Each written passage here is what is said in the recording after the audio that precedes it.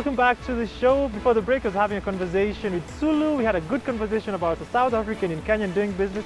And right now I'm having a conversation with Kenyans and Nigerians and guys from the UK. Everything combined. Yes. There's so much in you guys. Yeah. Mama rocks. We're Mama Rocks. How did it come about? Well, it came about because I think we're sisters, by the way. Yeah.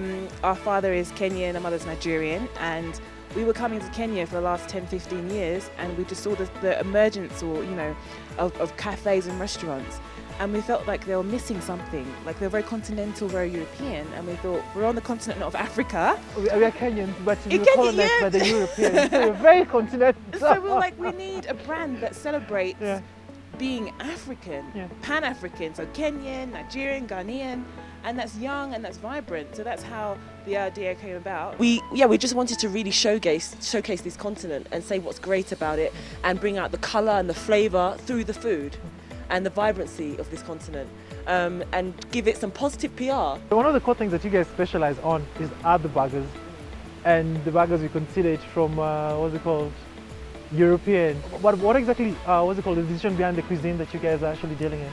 We decided to choose the burger because we felt like it would be something that everyone is familiar with, and it's a nice little kind of presentation package to be able to infuse African flavours into, and kind of present it in a way that isn't scary for people to try new things. We were brought up on Kenyan and Nigerian cuisine, and even though Nigerian cuisine might taste amazing, it doesn't really look appealing. So sometimes, and it all tends to be the same colour. So we thought, okay, the burger is not scary for anyone from anywhere from around the world. It's like an international food.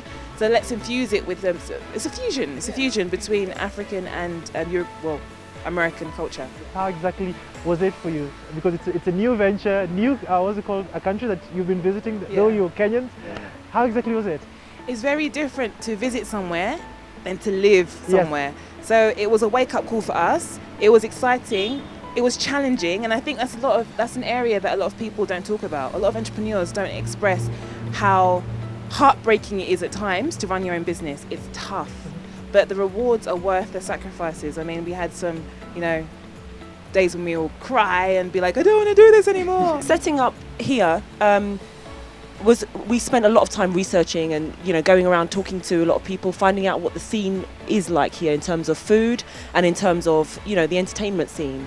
And we really got engrossed in that for a few months, and we talked to a lot of people, a lot of suppliers, and a lot of restaurant owners were very helpful with their information, and they shared that with us. So we were able to build a really good picture and put together a really nice business plan, even though something like this didn't exist, and we were a bit unsure as to whether people would like it initially, but that didn't stop us, and to be honest, that wasn't really a big concern about us. We knew it was a great product and we wanted people to receive it. And last year, at this particular point, you've been facing through the pandemic, and a lot of businesses, mostly in the hospitality sector, were affected. How did you guys survive through that period? I think our business model made us able to survive and to continue to survive because our overheads are really low. Like, we're not really in any big malls. We don't have a lot of retail space. It's very kind of small. We have the truck. And I think we just made the right decisions in terms of keeping our overheads really low, and keeping our team kind of really lean. Even though, unfortunately, some people had to stay at home. And then what we did was we rotated staff so that everybody at least got some kind of money to keep them going. I think we're just lucky. Because it's just Natalie and I making the decisions, the ultimate decisions, we're able to make those decisions very quickly, and so we're able to move and manoeuvre very quickly. So we made a decision, for example, to move our truck to Karen. The truck was available for use, so we thought, okay, these are hard times, we need to expand our reach. So we decided we'll set up in Karen. We put the truck here, by chance we happened to meet somebody who had this space. We were luckily able to just slot this space in and open up pretty much overnight. And what informed the business model, or rather that particular proposition of using the truck? Because we used to restaurants being the brick and mortar, and you just see trucks probably just for an event. Yeah. But now for you guys, have decided to actually set up. This is the new location for Mama Rocks in Karen. It is. What exactly informed this? Well, trucks are great because you can go to the people. We started off this business using the truck, going to different events, and actually taking the truck to where we felt people would want our food. And it just helped us to be flexible and go wherever the people were. It also helps us to be able to test new areas. We wouldn't have known that Karen would be such a great area of business for us until we actually parked the truck here. If we were to invest it in, I don't know, a space, like you said, brick and mortar space, without having the research and the pre-sales to kind of see how it would transpire, then I think it would have been a lot more risky. So I suppose the truck is a really good strategy just to test an area first. In terms of now, the point you came to settle in and now decided that you want to do your business here, how exactly, what are some of the challenges you faced and how exactly did you go about establishing yourself? I suppose we had some preconceived notions of what it would be like to run a business here, and that's why she said we scrapped business plans, because we did them in the UK, came here, we're like, actually that's not going to work after speaking to people. So it was very much about networking. And I suppose one of the challenges is, in the UK, everything's on the internet. You want to find anything, just Google. Whereas here it's a lot more social, and a lot of information isn't on the internet, it's about meeting and talking to the right people. So that was a bit of a psychological challenge for us. Basically, it's really difficult to be able to, from a business point of view, be able to know how Kenyans think. You know, it's quite in other places it's quite easy to go to what do you call it? Somebody who researches and gives you information about behavior, consumer behavior. Here, that I feel like people are quite different. That you have unique tastes. That's very different from everywhere else in Africa.